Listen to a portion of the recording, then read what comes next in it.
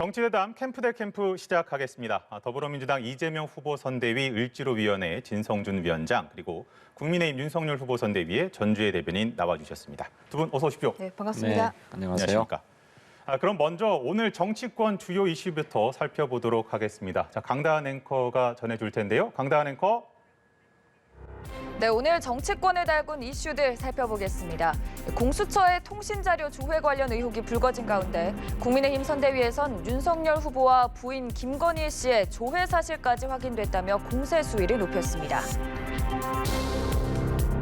국회의원 78명, 그리고 후보자에 대해서는 10회, 후보자 가족에 대해서는 9회의 불법 사찰의 정황이 드러나고 있습니다. 국회 차원에서 김진욱 차장에 대해서 철저하게 책임을 묻고 추궁할 것이고 모든 법적 조치를 통해서 김진욱 차장 즉각 탄핵시키도록 조치할 것입니다. 윤석열 후보도 오늘 경북 안동 도산서원을 방문한 뒤 기자들과 만나서 관련한 입장을 밝혔는데요. 이런 공수처 만들려고 그렇게 무리를 했는지 이건 뭐 결국 국민에 대한 입법 사기 아닙니까? 앞서 윤 후보는 SNS에 대통령이 되면 공수처의 불법 행위에 책임 있는 자들에 대해서 반드시 책임을 묻겠다고도 경고하기도 했습니다. 한편 박범계 법무부 장관은 통신조회 논란에 휩싸인 공수처에 대해서 이런 입장을 밝혔는데요. 수사 일반 현안 또 존폐 문제에 대해서 제가 왈가왈부하기는 어렵다고 생각합니다. 언론이나 일각에서 이 문제를 지적을 하니 적어도 이 부분에 대해서는 공수처 쪽에서 적절한 설명이 있으면 좋겠다 하는 생각은 갖고 있습니다. 더불어민주당 송영길 대표도 법적 절차에 따라 진행한 것인지 아닌지 확인해봐야 한다며 신생조직인 공수처가 보완되고 개선돼야 한다는 생각이라고 말했습니다. 국회 법사위는 내일 김진욱 공수처장을 출석시켜서 긴급 현안 질의를 진행하기로 합의했는데요. 각 당은 대선 국면에서 불거진 공수처 논란이 선거에 미칠 영향에 촉각을 곤두세우는 모습입니다. 전주혜 의원께 먼저 좀 여쭙겠습니다. 네. 정치 사찰이다라고 보고 계시는 거죠?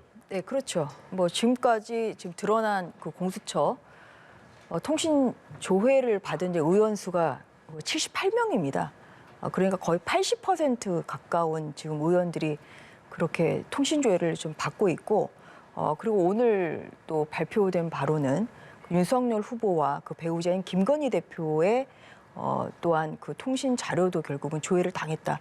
네. 이제 이런 부분에 있어서 결국은 뭐 공수처가 뭐 이것은 뭐 어떠한 말로도 정당성을 가질 수 없는 뭐 이러한 야당 사찰을 좀 하고 있다. 저희는 그렇게 규정을 하고 있고요. 내일 공수처장이 출석하는 이제 법사위 회의에서 좀 이런 책임을 하나하나 좀 물을 예정입니다. 당연히 동의 안 하시겠죠? 우리 전주혜 의원님 뭐 판사를 역임하셨으니까 누구보다도 잘 아실 거라고 생각하는데 그 말씀하시는 통신 자료라고 하는 것이 어떤 전화번호의 소유자가 누구인지 그거를 아는 자료 아닙니까?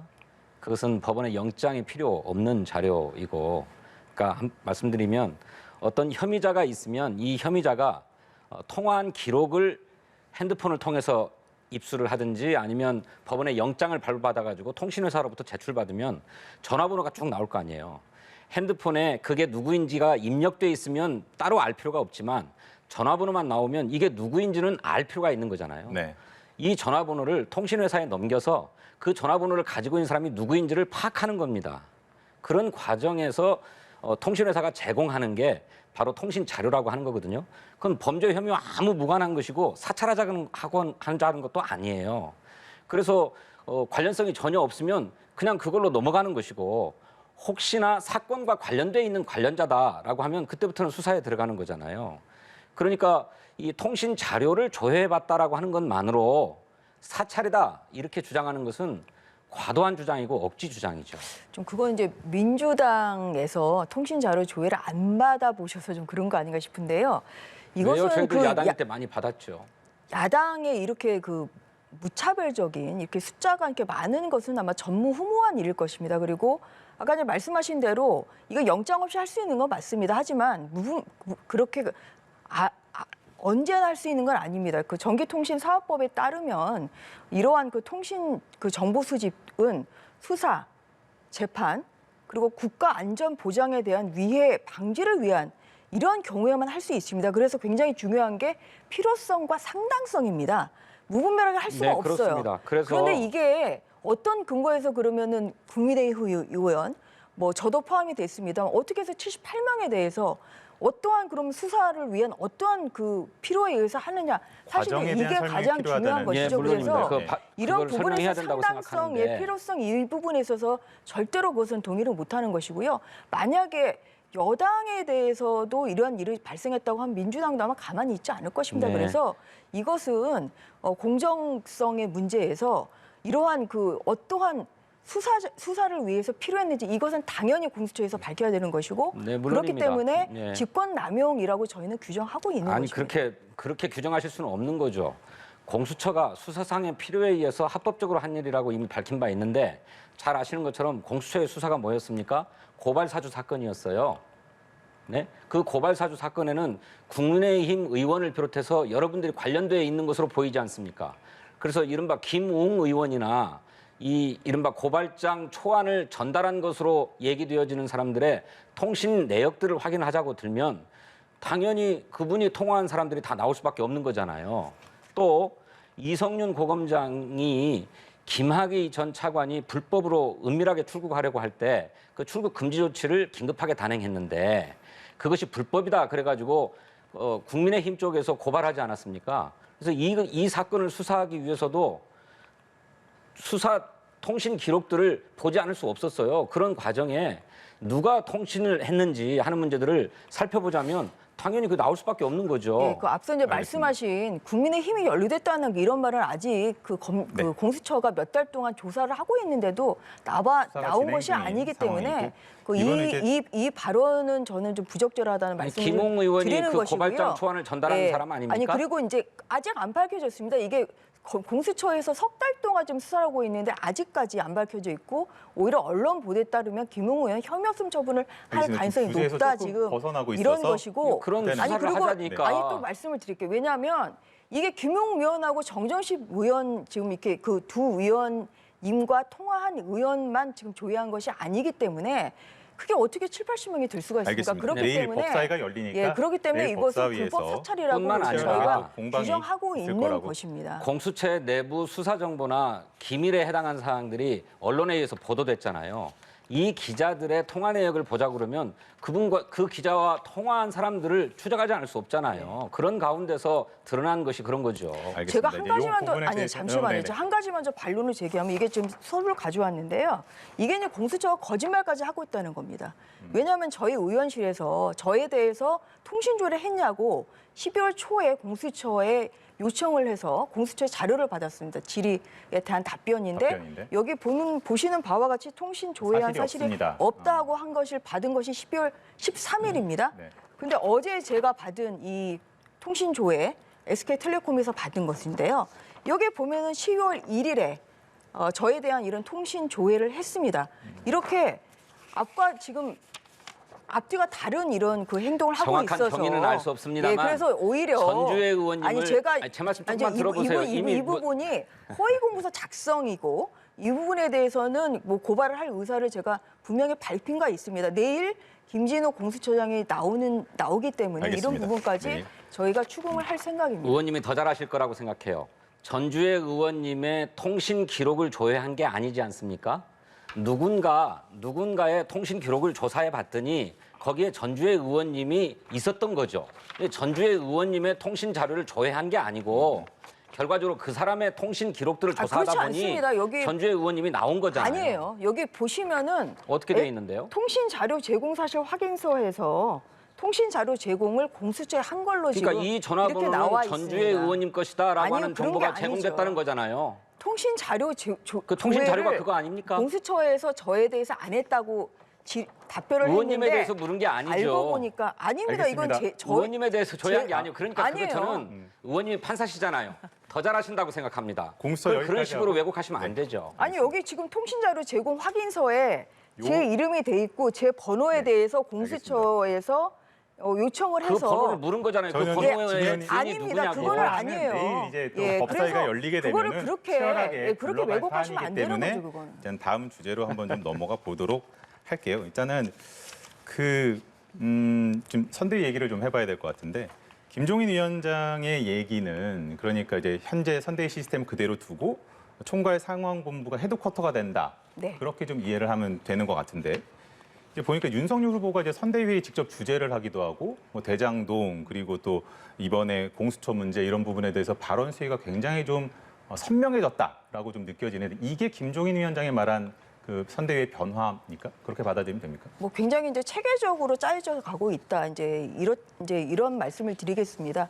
이제 뭐 매일 아침 일찍 뭐 후보가 이제 주재하는 또한 본부장들도 오시지만 또 김종인 위원장님도 오시고 또한 공동 선대위원장인데 김기현 대표님도 이제 네. 참석을 하셔서 총괄 상황실장 임태희 실장님도 계십니다만 그래서 뭐 그날에 뭐 어떠한 메시지를 낼지 또한 뭐 후보가 또 어디를 방문할 때는 뭐 어떠한 그런 일정으로 가지고 어떠한 메시지를 낼지 이제 이런 것을 매일매일 그렇게 회의를 하거든요. 그래서 좀 그런 것이 오늘 그 대구 경북 좀 행사에서도 좀 그렇게 체계적으로 그렇게 잡히는 좀 것을 좀 볼 수 있고 그래서 체계적으로 좀 돌아가고 있다. 이렇게 알겠습니다. 생각합니다. 그러다 보니까 이제 윤석열 후보가 이제는 보인다 뭐 이런 평가도 일각에서 네. 나오는 것 같아요. 일단 진성준 의원께 다른 당이긴 한데 이준석 대표가 지금 윤석열 후보랑 아직까지는 좀 갈등 상황이 있는 것 같아요. 윤석열 후보가 이제 요청이 오면은 뭐 복귀도 하겠다라고 얘기는 했습니다만 지금 윤석열 후보는 거기에 대해서 답변을 하지 않고 뭐 전화도 없었다고 하고 왜 그러고 있다라고 좀 보세요. 글쎄요. 뭐 저야 속사정을 네. 깊이 알기는 어렵습니다만 지금 이준석 대표가 당무를 거부하고 또는 선대위원장직을 사퇴하고 한 게 지금 한 달 사이에 2번 있지 않았습니까? 근데 그게 모두 발단이 이른바 윤석열 핵심 관계자가 이준석 대표를 음해하거나 혹은 이준석 대표의 선거 지휘를 거부했기 때문에 발생한 일이거든요. 그래서 이대로 가서는 절대로 당의 기강이 서는 것이 아니다. 선거 지휘를 하자는 게 아니다라고 해서 이러면 못하겠다라고 내려놓은 것이기 때문에 이 문제가 해결돼야 된다고 생각합니다. 그런데 해결된 것 같지 않아요. 그런 문제를 다 정리할 테니까 돌아오십시오 하는 것도 아니고 이준석 대표가 할 일을 잘 알고 있으니 본인이 알아서 할 거다. 이게 윤석열 후보의 입장이기도 하고 김종인 위원장의 입장이기도 해서 막 다 풀린 것처럼 얘기하지만 저는 풀린 것 같지 않아요. 그런데 국민의힘 전체적인 기류를 보니까 이번에 이준석 대표가 상임선대위원장직을 사퇴하고 또 미디어 홍보본부장직까지 다 사퇴를 네네. 해버리니까 이게 너무 과한 게 아니냐라고 해서 이준석 대표에 대한 썩 우호적이지 않은 여론이 당내에 형성된 것 같습니다. 네네. 그러니 이준석 대표가 더 버틸 힘이 없을 것 같아요. 그러니 선대위가 윤석열 후보가 오라고 하면 돌아가겠다 이런 얘기를 하고 있는데 그냥 꼬리를 내리고 수그리고 들어가게 되지 않을까 그렇게 전망합니다. 김종인 위원장이 이렇게 얘기를 했습니다. 이 대표가 선대위 안에 있건 밖에 있건 우리의 당 대표다. 지금 선대위에 빠졌다고 해도 이 대표가 제외된 사람은 아니다라고 했는데 선대위 복귀 안 해도 된다라는 메시지로 읽히기도 하거든요. 뭐 기본 원칙적인 말씀을 하신 걸로 저는 해석을 합니다. 그러니까 뭐 현재는 이제 선대위 직함을 내려놓은 상태이기 때문에 그렇다고 하더라도 당 대표이기 때문에 어차피 정권 교체를 위해서는 모두 다 힘을 하고 제 역할을 해야 된다. 이제 선대위 이러한 밖에서 할 수 있는 역할은 예. 어떤 게 있을까요? 선대위 그 모든 이제 당대표로서. 당원 아니겠습니까? 당원이기 때문에 어떤 선거운동을 항상 같이 할 수 있는 것이죠. 이게 어떤 직함을 후보와 가지고 동행하는. 직함을 가지고 선거운동을 하는 것이 아니잖아요. 그래서 당 대표로서 뭐 충분히 어떠한 그런 행사에서 또 후보와 같이 동행해서 할 수 있는 이런 것도 있을 수가 있고요. 또한 뭐 여러 가지 이제 당의 여러 가지 사실 일정을 잘 또 소화하는 것이 또 당 대표로서의 역할이기 때문에 그래서 선대위에 이제 직함을 내려놨다고 하더라도 뭐 당 대표로서 충분히 그 역할은 뭐 할 수 있다고 저희는 생각을 하고 있습니다. 다만 네. 이제 그래도 이제 좀 당이 좀 단합되는 모습을 좀 보이기 위해서는 또한 그 이준석 대표가 선대위에 복귀할 여지가 당연히 있는 것이죠. 아직 뭐 선대위 복귀 가능성이 없다 이렇게 지금 단언하기 좀 받아놓을 수는 어렵고요. 없다라는 저희가 말씀. 조금 더 국민들이 보시기에 정말 뭐 단합된 네. 이런 모습을 좀 보여야 되겠다는 이런 생각은 가지고 알겠습니다. 있습니다. 그걸 바라지 않는 것 같아요. 저희 당이나 국민의힘이나 당원 당규에 선거 체제로 당이 전환하면 선거에 관한 모든 당무의 권한, 통할권이 전부 선대위원장으로 넘어갑니다. 총괄 선대위원장이 된 것도 그런 권한을 다 전권을 받아가지고 김종인 위원장이 취임한 거거든요. 그러니 선거 시기에 당 대표의 당무 관할권이라는 게 거의 없습니다. 그러니까 이준석 대표는 가만히 있어라라고 하는 얘기이고 소외되고 있다. 예, 한다면 청년 관련해서나 뭘 좀 해라 이렇게 얘기하고 있어요. 이거를 이준석 대표 본인도 오늘 인터뷰에서 어딘가에서 그렇죠. 내가 언급을 청년 했더라고요. 당대표가 아니다. 그렇죠. 라고 얘기했죠. 근데 보면 그 며칠 사이에 또 이준석 대표의 이런 그 뭐 말하는 뭐 이러한 좀 톤이 좀 또 달라지고 있고 이래서 좀 네. 두고 봐 주시고요. 그리고 알겠습니다. 뭐 저희가 뭐 이렇게 지금 상황을 사실 뭐 민주당에서 얼마나 참 통쾌하게 보고 있겠습니까? 근데 저희가 뭐 아직 그 선거가 또 한 70일 70일 정도 이렇게 남았죠. 남았기 예. 때문에 뭐 저희가 단일 대우의 형태로 해서 저희가 뭐 좀 최선을 다할 것이다 이런 말씀을 알겠습니다. 드리겠습니다. 지금 윤 후보가 대구에 가 있잖아요. 이제 네. 내일 자정을 기해서 박근혜 전 대통령이 이제 사면이 되는데 복당에 사실 관심이 많은 것 같아요. 국민의힘의 복당을 하느냐가 관심이 있는 것 같은데 일단 진성준 의원께 먼저 여쭤볼게요. 메시지가 그 정치적 파급력이 좀 있을 것 같은데 복당의 필요성이 있다고 보세요?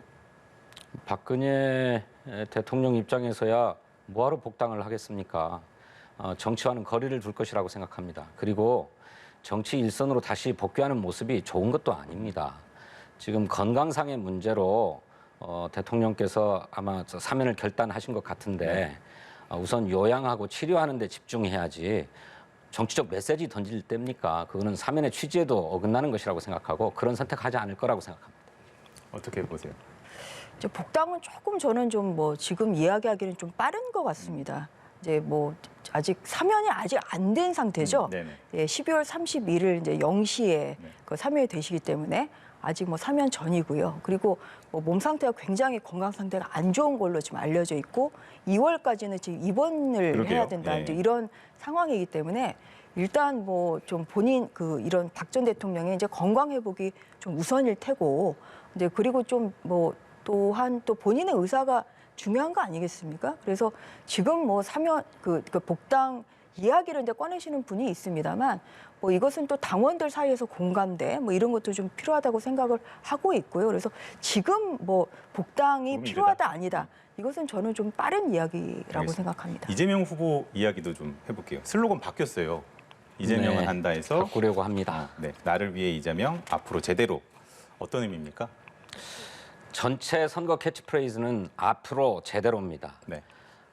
과거에 매달리지 않고 미래를 향해 나아가겠다 이런 뜻이고 또 국정을 운영하는 데 있어서 정말 제대로 하겠다, 반듯하게 하겠다 이런 뜻을 담고 있습니다.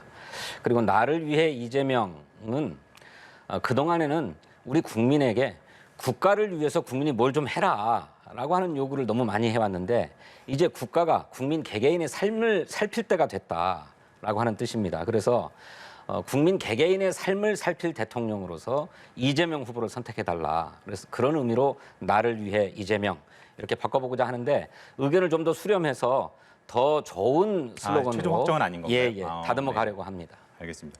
사실 그 국민의힘에서 네. 이재명은 합니다라는 것을 이제 정부와 좀 부딪히는 모습을 보일 때마다 말 바꾸기를 하면서 사실 말 공세 포인트로 삼았던 슬로건이기도 했거든요. 네. 바꾼 거는 어떻게 보세요? 그 캐치플레이즈라는 게 이제 결국은 굉장히 그 목표가 굉장히 선명하게 이제 네. 이제 나야 되고 또 국민들에 대한 메시지가 뭘 하겠다는 게 좀 드러나야 되는데 글쎄요 지금 이제 확정된 것이 이제 아니라고 좀 말씀하시니까 좀 조심스럽습니다만 좀 저는 개인적으로는 앞으로 제대로는 좀 국민들에게 뭘 좀 하겠다는 건지가 조금 더 이러한 좀 함축적인 의미는 좀 부족하다. 좀 뭐 얼핏 들었을 때 좀 그런 생각이 좀 듭니다.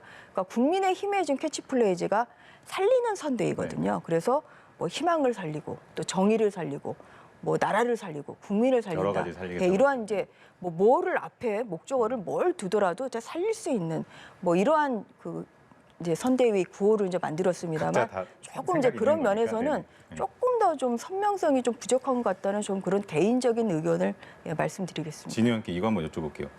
그 앞으로 제대로를 그 두고 이런 얘기도 하는 것 같습니다. 그러니까 이제 지금까지 정부와 조율 과정에서 좀 순탄치 않은 과정들이 있었다면 앞으로는 적극적으로 설득하고 좀 더 관철될 수 있는 방향으로 좀 더 이제 추진력을 좀 보이겠다라는 그런 취지가 아니냐 이런 해석도 있던데 맞습니까? 지금까지도 그렇게 해 왔습니다만 네.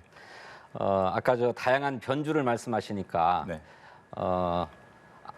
뭐 앞으로 제대로도 다양한 변주가 가능합니다. 네. 뭐 경제 앞으로 성장 제대로, 또 공정 앞으로 뭐 기회 제대로, 뭐 이런 다양한 변주가 가능해요.